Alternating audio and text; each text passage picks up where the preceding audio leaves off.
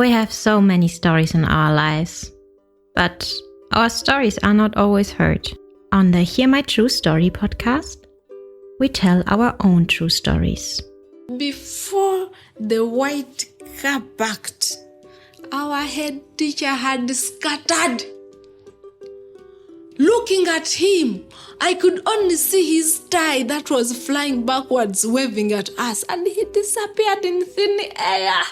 I want to share my life story. I want to share my voice with the people because I know that just a small joke I can tell through this podcast, it will make someone smile. When you ask me what I fear most in life, I would definitely respond to you and say it's fear itself. We are fighting for togetherness. We are fighting for equal rights. We are fighting to end injustice. You don't have to be a storyteller or writer because, guess what? Life writes the best stories. Hear my true story.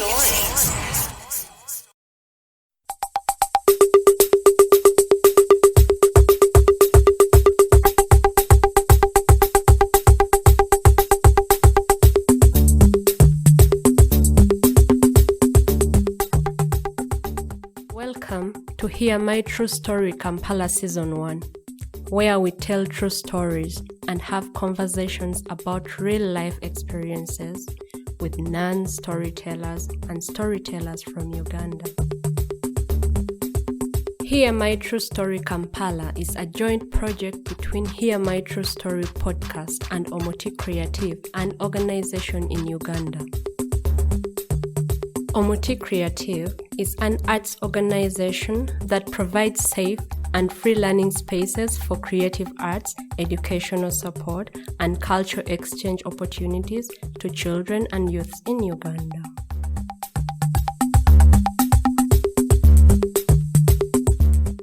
Hello, listeners. I'm happy to have you again on our podcast, Hear My True Story podcast. Nicholas is one of the participants and also a storyteller that has told a story with us on our Hear My True Story project in Kampala. So anyway, I would like you, Nicholas, to introduce yourself to the listeners to know you. Who are you? Okay. Hello, listeners. First of all, thank you for listening to our podcast. My name is Kayiwa Nicholas. I am an actor. I work with Acting Beats and I am a public relations officer. I work with KCCA. I'm also a business person. I'm a businessman and I'm happy to see here. I'm also a storyteller and I'm happy to be on this platform. How has it been for you as a filmmaker at the same time a producer, right now in the times of Corona, in the times of COVID? To be honest with you, Williams, and I think it is not only in Uganda, it has been happening everywhere. Corona, the lockdown. I will not say it has affected me only, but I know every artist in Uganda is having issues with the lockdown, is having issues with coronavirus. We have not been working. No projects. I mean, we were not allowed to get out, to go out. If there's a film happening, you're not allowed to go out to shoot it. If you have a project, because this is what we do. This is what we feed on, actually. Most of artists here in Uganda acting, it is their daily, income source. Okay, and if it is not happening, then people will not eat. People will not have things. They will not have money. Somehow, we have been affected. Okay, we have been affected. We are not allowed to go out. We are not allowed to do anything. And even right now, we are still experiencing the same thing because now there's so many issues. There is coronavirus. There is there is now the terrorism that is happening. So even jobs are scarce. The other time I was just recently I was I was having a project. I had gone for some script reading somewhere, and that is when these bombs happened, and then we had to be scattered. The police just, told us to leave the place. So it is still a threat to us. So it is really, really difficult to us. It is difficult. It is difficult for every artist. And now artist theaters are closed. You understand? So there's no gig out. There's no shows out. So we cannot make money. And it is difficult to get sets, film sets. It is really difficult for us. And it's been tough. So no work has been done. Yeah. So that means, is there anything that has happened in terms of like option of example? Say there are countries that put their relief funds for artists, relief funds for people in the industry that were really affected. About Uganda, how was it? William, I'm one of the artists. I heard about that in our government, but I'm a kind of person who will not go for everything, what people say. I heard there was that kind of relief somehow, somewhere, but I hear still, even right now, there's so many artists who are still complaining that they haven't got that kind of support. You understand? So I would say yes. It was, I would just say maybe it's a design, or it was put like just it was formal, but it wasn't really effective to artists. That's what I can say. And it is not even official. It is just one person trying to see the way of facilitating some artists, and other artists are left out. Okay? Yeah, I see that. Yeah, and those who are very influential, those artists who are very influential. Now the upcomings, if someone has just joined the industry or 1 year or 2 years, no one knows you. You will not get anything. Okay. Yeah. It is only it has only worked for the few. The few that I'm talking about could be 10 or 20. But in Uganda, 10 or 20. But in Uganda, we are more than 20,000. Okay, we are so many. We are so many. And I understand that. It has not worked for everyone. Yep. Moving away from that, and Corona being a very big effect all over the world, as in also I was so affected as an artist, then I had to move on to online and doing storytelling online, now podcasting, and this now the way the future is to do things online. And actually more podcasts in the time of Corona grew up because of that. But in Uganda, it's not easy. I understand internet cannot be. Yeah. And actually, it's also a problem. It's a very big problem here. Yeah, I mean, in some countries, like you can find internet everywhere. It is not happening in Uganda here. If you don't have internet in your home, you will not find it on streets. You will not find it anywhere. Maybe you have to go to a restaurant, and a bigger restaurant or a hotel. That's where you can access internet. Or you have to buy your own to have your own. So it is not everyone. That is why it is a problem now. It is a problem in Uganda. Yes. Yeah. So anyway, moving away from that, the whole art and the industry. In your story, you talk about love. So, my friend, I have one question for you. I mean, to answer or not. Yeah. Okay. Would you ever fall again in love? Like, I mean, crazy love, or are you also already in love? Let me tell you, when I was telling that story to one of my friends, he asked me the same question you're asking me: will I ever fall in love again? The only answer I can give you is I don't know. Even right now, William, I am not. And I don't know if I will ever. But, I'm trying to, because it takes time. I'm trying to heal and see if it will work out later.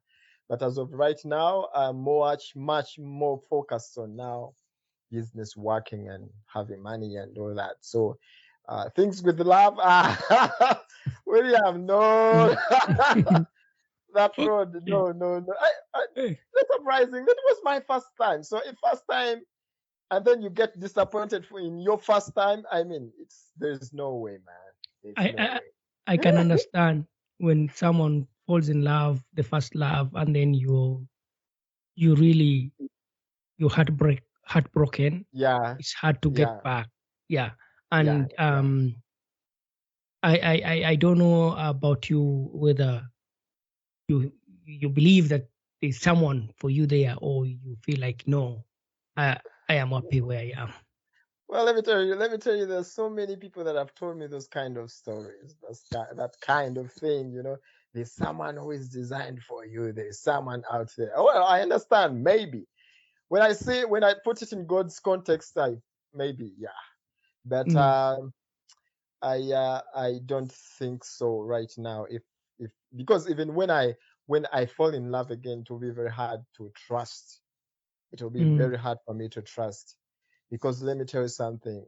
Uh, I realize human beings will keep on changing every day.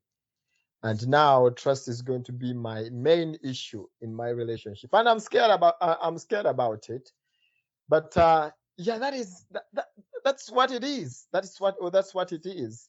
And I think it will not be so good to my partner, because um, I might even show it up. My mistress will show up. So it is not really anything, but I'm trying to see if it will work out later. But right now, no. But yes, even when I was broken, I took I took 1 month off from work so that I can try to heal. And then within that month, I went to see a counselor. Okay, I went to see a counselor for about a month, and he used to tell me the same things. He used to tell me, you know what, there will be someone out there who will love you, yeah. But man, like you said, it was my first cut, and it is the deepest. You understand? yeah, I understand that. Yeah, for Yes. yeah, I understand that. I mean, for someone listening to this conversation, I'm telling you this, that you better first listen to the story from Nicholas on our podcast, Yeah, and then yeah. you'll understand what we are talking about. We are Why? talking about, yeah. Yeah. Yes. So anyway, to move on, I'm just asking, Mm, just like what you said, are, are mm. you are you still in contact with your ex, like generally, or you cut off even communicate? You don't want to know what happens, Well, where well, uh, you may not answer. You are free not to answer. no, Or no, I can. I want to answer it. I want to answer it. When the moment I got to know about it, about her cheating and all that, I switched off my phone, and I blocked her. Okay. Unfortunately, like I said, that in the story, that I had gotten her a job in my brother's organization. So, my relationship could not affect her work. So she kept on working. But, my brother was her boss. So she could, because when I blocked her, she could find ways of contacting me back. So I don't know how she got other numbers. And then she called me. At one time, she called me. And then she told me stories that I didn't want. That was the last time she called me, and I blocked her again. Actually, I was very even open to her. I told her, you know what, I think I don't want you to call me again. I don't want to talk to you ever. Don't ever call me. So we stopped chatting. I am not listening from her. I don't know what's happening with her now, and I'm mm, sure maybe she knows what's going on with me, but I don't know what's happening with her now. yeah, Yeah. because you are a famous artist in Uganda. Maybe she's following that and knowing what's happening to you. Maybe. Yeah. Anyway, Yeah. to move on to another question, Mm. you sacrificed your education for someone Yes. that you loved by then, Yeah. and the person Yeah. broke away from you. Wow, Mm. how was it for your mother, who really wanted to become a lawyer? Okay, as I said, to tell you the truth about my mom, she's a strong woman. So that day when I told her about how I split the tuition and all that I did not go, I canceled the low course. When I looked in her eyes, I saw tears coming down. I saw tears, and that was my first time to see my mom crying. She did not burst and cry. I just saw tears, and then she had to clear it up, and you know, and she had to, I don't know, to smile it off. That's what I can say. But I realized that I had broken my mom's heart. That's what I Mm, realized. And to me, even to me right now, it hurts me that I sacrificed what my mom wanted from me, and then I sacrificed it to another person, a person who was not faithful at all to me. mm, And I really feel bad about it. And I know my mom, but ever since she has never mentioned about it. But what I can say that she knew about our relationship. She knew that we broke up, but she never wanted to know even what happened between us. Yes. mm. And she never said a thing ever since. She didn't say a thing about me and me being a lawyer or what happened or how I disappointed. She never mentioned it again. But I knew that day she was very, very hurt. Mm. Yeah. And your relationship with your mom now is okay. Well, my mom has no problem. My mom, I can say she's the kind of man who loves her kids so much. Mm, She made a statement. When I told her, she made a statement and saying, you know what, you made your decision. It's your decision. Okay, I'm okay with it. I'm not okay with it, but you made it, and there's nothing to change. So I think at somehow she respected the choices I made. Okay, she respected my choice, of which it was a wrong choice, but she respected it. And she has mm, nothing, I mean, she has nothing against me. I'm very fine. She loves me so much.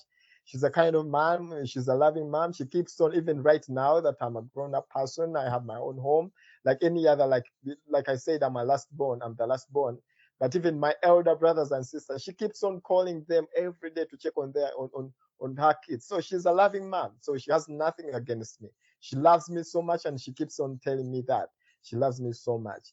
And in loving me so much, that's why I think she decided to keep quiet and to forget about her my disappointments towards her. So she's a good kind of mom. Yeah, she's very so nice. that's nice to hear that Yeah. you, yeah.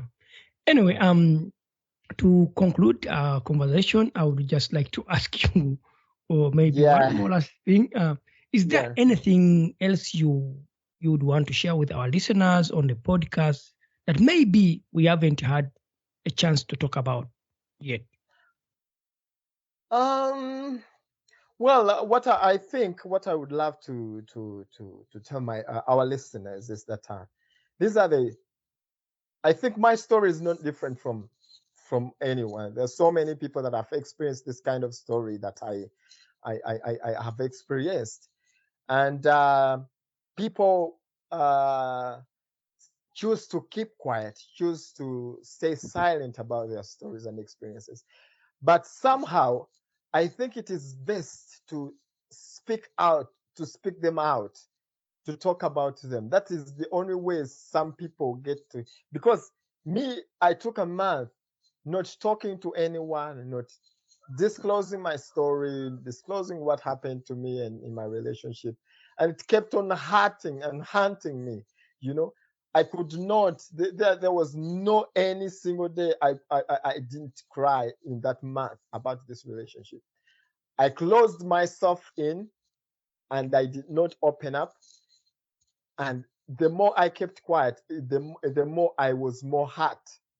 Actually, it was more hurting because I didn't want to speak it out, to talk about it. These are the same experience, we go through. This is life. We all go through this kind of life. But the more we keep up, we keep quiet about our own stories, our own experiences, the more it hurts. And I would love to advise whosoever that is listening.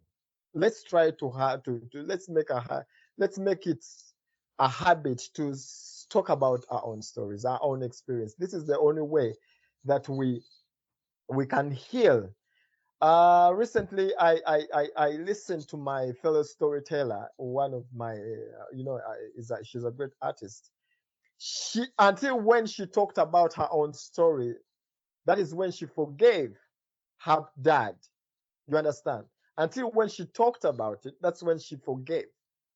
So I think before she told her story, she had that grudge on her heart. And it was really, really hurting her. It was hurting her. But now that she has told it out, told the world about it, now she has forgiven her father and she's free now. I think it is best we speak out our own stories, we share our own stories, and then this is how we are going to get much heal. We will heal easier than keeping quiet and stay silent with our own stories. I think it is very important. Yeah, you are right 100% when you say when we tell our own stories, we are healing, we are self-healing. The same way the people who are listening to these stories, they are also learning from them and maybe realizing their own stories too within our story. And William, you don't have to be an actor. Someone should not think it is designed, storytelling, it is designed for only actors and storytellers. No, like I said before, everyone is a storyteller. You have your own experience about life. You have gone through a lot. Speak it out. Let people hear it. Let people know how to advise you and to encourage you. Okay. And I've told this story. It is not because but I wanted to hear from people, to hear, because even right now it is a podcast, but I know I'll get a feedback. I'll get someone else who experienced the same story, the same thing that I experienced. You understand? And we'll be like brothers, and maybe we'll be able to share love, because if no one loves us, then there will be someone else who will love us. We shall love ourselves, and then so you don't really need to be a storyteller or an actor or an artist to tell your own stories and your own experience. Yes. Thank you so much about that. Yes. And for You're welcome. having time and tell a story with the Hear My True Story Kampala season. And thank you so much for giving me that chance, William. And I know this is a very good platform for everyone. For many of us, it is a very good platform, and this is how people will get to know about Uganda and then Kampala. There's so many people out there in the world. When you speak of Uganda, people may not know who. I mean, they will ask themselves, who is Uganda? And you reminded me about something. You talked about what people ask about when you say you're from Uganda. Most of the times when I meet people and I introduce myself, I say I'm from Uganda, people will converse with me. And then from nowhere, they will ask about Idi Amin Dada. Like, come on, it is not the only person we have. I also have a friend. I have some friends from Greece. But they wanted very much. Many of them went to Uganda, came to Uganda to visit Uganda and to do some official work. Some came for adoption, but they didn't know about Uganda. The only thing they knew about Uganda was Idi Amin. Idi Amin. And they could go to their embassy and tell their consular, they would just tell them, we want to go to Idi Amin's country. You can say bye to the listeners in your language if you wish to. And I'm telling you, my language is the sweetest language. I think it is the sweetest language because they tell me so. Dear listeners, bannange mwenna abatuwuliriza tubaagala nnyo. Era mwebale kuwuliriza na kutuwa chance kuwulira ku ngero zaffe oba ku stories zaffe. Tweyanziza okubeera nga musobola okuteeka ku mukutu gwaffe guno ogwa podcast. Mwebale nnyo okuwuliriza era mwongerenga okuwuliriza, tubaagala nnyo era mubeere nga muwuliriza nnyo podcast zaffe naddala Abannayuganda kubanga nnyingi zikyajja, ate mwongere okusupportinga Hear My True Story Uganda. Mwebale nnyo, tubaagala nnyo, mwebalire ddala. Our dear listeners, we appreciate you so much for hearing our stories on our podcasts, and we want to appreciate you so much, and we continue to encourage you that you keep on listening to our own stories. And I can encourage you still that you also have your own stories. So thank you for listening, and we love you so much. May God bless you. Bye bye. These stories were directed by Zoe the Storyteller. Audio production for the stories was done by Adnan Singh Kumba. Many thanks to our project coordinator Nicholas Kayiwa and all the storytellers of Hear My True Story Kampala Season 1. For more stories, please visit hearmytruestory.com. For more information about Umuti Kreativ, visit umutikreativ.com or send an email to info@umuti.org. Thank you for listening. Thank you for listening to our podcast, Music by Edwin Matovo, hosted and produced by Otako. Subscribe to our podcast for more stories and visit us on our website, hearmytruestory.com, for more stories.